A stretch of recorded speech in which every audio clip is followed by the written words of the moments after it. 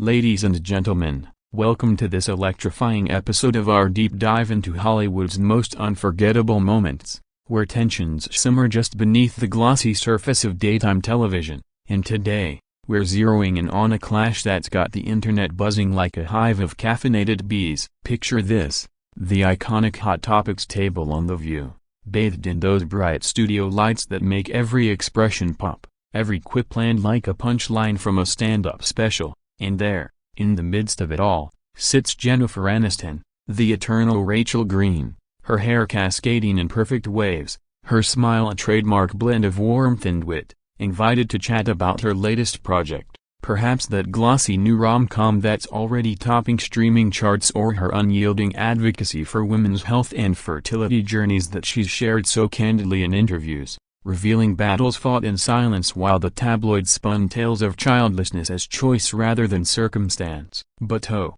the air thickens when Joy Behar, the queen of unfiltered commentary at 82, with a career spanning decades of sharp-tongued satire from her stand-up days to co-hosting this powerhouse panel since its 1997 debut, leans in with that signature eyebrow arch, her voice dripping with a kind of New York bravado that could disarm a diplomat. The conversation starts innocently enough, weaving through the usual fairy celebrity aging gracefully.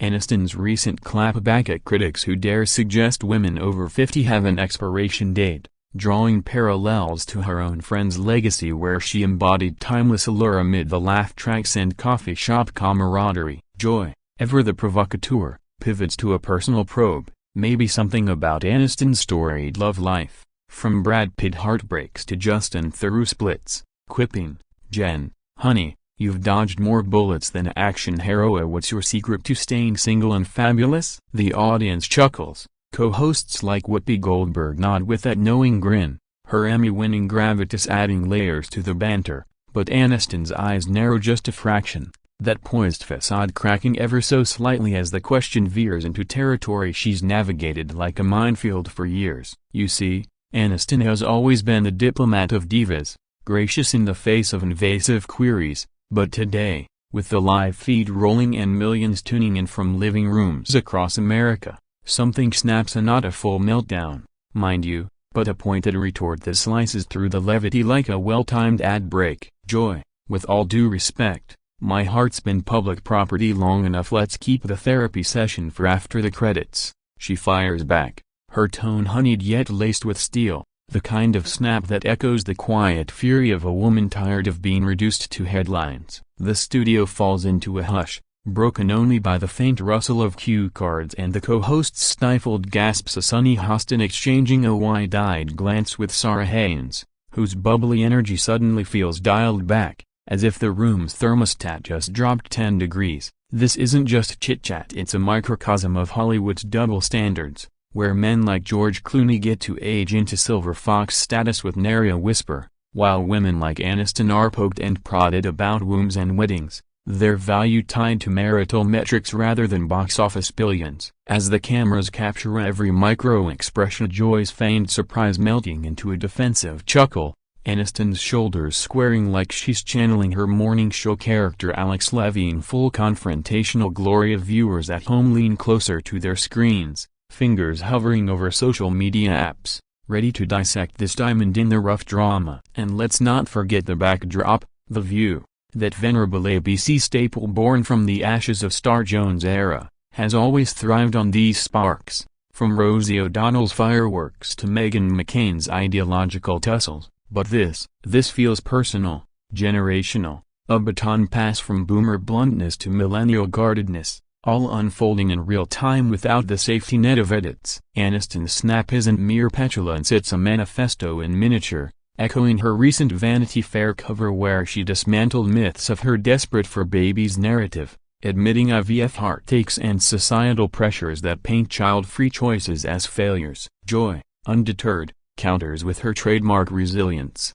perhaps tossing in a line about her own thrice-married history, from high school sweetheart Joe to card shark Steve Yanowitz, quipping, "Darlin', I've snapped back from worse than a sassy gist to pass the coffee." The laughter ripples tentatively, but the undercurrent lingers, a reminder that even in the fishbowl of fame, Boundaries are sacred lines drawn in the sand. As the segment stretches, weaving in tangents about empowerment anthems from Beyonce tilde copyright to Taylor Swift, Aniston's poise reasserts itself, but that initial snap has ignited a firestorm online.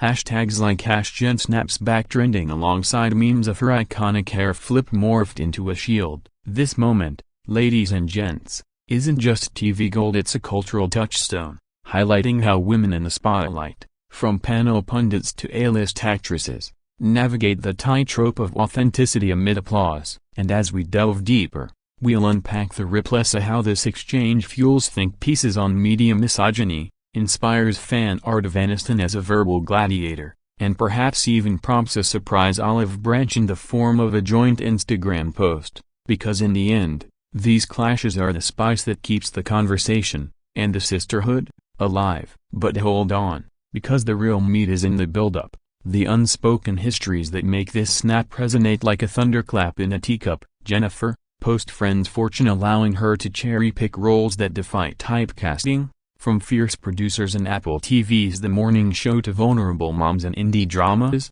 has long been a poster child for poised perfection, yet beneath that, lies a well of weariness from decades of scrutiny. Remember the 2005 Pitt-Aniston divorce splashed across every tabloid, or the 2016 essay where she called out body-shaming headlines. Joy, on the flip side, is the unapologetic auntie of American talk shows, her comedy roots in 1970s Greenwich Village clubs honing a blade that's cut through presidents and pop stars alike. But even she, with her GLAAD awards for LGBTQ advocacy and books like When You Need a Laugh, knows the line between jest and jab. So when Aniston snaps, it's not at Joy the person, but at the archetype, the endless inquisition into women's private spheres, a theme that's threaded through The View's DNA since Barbara Walters' founding vision of unvarnished female discourse. The audience, a diverse tapestry of daytime devotees from soccer moms to retirees, erupts in applause at Aniston's defense,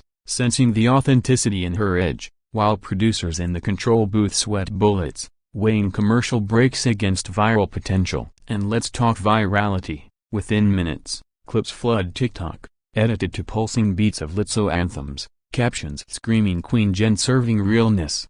As Gen Z weighs in on boomer boundaries, this isn't isolated, it's the latest in a lineage of View blow-ups, from Star Jones' weight loss secrecy scandal to Ann Coulter's barbed exchanges, each etching deeper grooves into the show's legacy as the Coliseum of candid chat. As Aniston steers the talk back to safer shores, maybe plugging her eco-friendly haircare line Lolavi, born from her frustration with chemical-laden products, in the snap's shadow looms, prompting post-show reflections where Joy might muse in her green room about the evolution of interview etiquette, or Aniston texts her publicist a rye emoji, already plotting her next boundary-setting op-ed. Yet, in this charged atmosphere, there's beauty too, the way these women, flawed and fierce, model vulnerability, turning potential feuds into fodder for feminist forums, where scholars dissect the power dynamics of age and fame. Imagine the water cooler convos tomorrow, office workers replaying the moment over lukewarm brews, debating if Joy overstepped or Jen underreacted, all while sales of Aniston's wellness brand spike from the spotlight. This snap, my friends, is the heartbeat of entertainment journalism, pulsing with the raw humanity that scripts can't fabricate, reminding us that behind every glamour shot lies a story begging to be snapped free. And as the show rolls on, with commercial teases for upcoming guests like that rising indie director or the pop sensation dropping a new single, the energy hums with unresolved electricity, a promise that the next hour will unpack more layers of this glittering grudge. But wait, there's backstory begging exploration. Aniston's pre-show nerves, perhaps a rushed latte from her WeHo routine, clashing with Joy's pre-taped warm-up zingers, setting the stage for spontaneous combustion. Co-host dynamics add flavor, Whoopi's mediator magic, drawing from her Broadway battles, diffusing with the sisters, let's love the mess. While Alyssa Fair-Griffin, the conservative wildcard, chimes in with a nod to traditional values, only to get eye-rolled by the liberal lean. It's a symphony of voices, cacophonous yet harmonious, underscoring The View's enduring appeal as a mirror to America's divided dinner table. Fans, If you're just joining, rewind your DVRs. This is peak television, where a single snap rewrites narratives, empowers the everyday woman watching from her couch, and cements Aniston not just as a star, but as a sentinel for self-possession. Stay tuned, because paragraph 2 dives into the immediate fallout, where likes turn to likes and legends are made. Fast forward mere seconds after Aniston's verbal volley, and the studio's vibe shifts from convivial cocktails party to that awkward family reunion where Uncle Bob's joke lands flat. But instead of crickets, it's a wave of nervous titters from the live crowd, their applause polite yet laced with the thrill of witnessing unscripted authenticity in an era of polished podcasts and filtered feeds.